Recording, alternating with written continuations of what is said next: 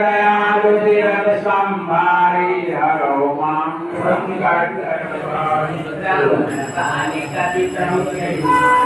ब्रह्मवार कपि करते मारा परिश्रम बार कटकु अंगार तेरे ना कपि मूर्छित भयो नाग पास मांगे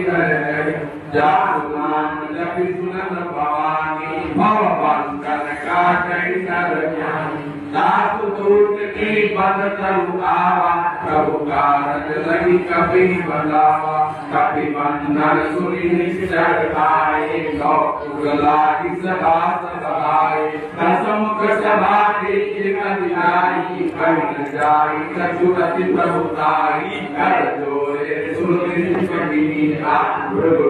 लोकत सकल सविता देखि प्रताप कवि कर सरुता नहीं अनंत करुण असन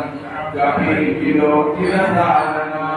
भिक्षा करि दुर्बान सुत बरि सुत देखे पुनि उपजाय जय विशाल।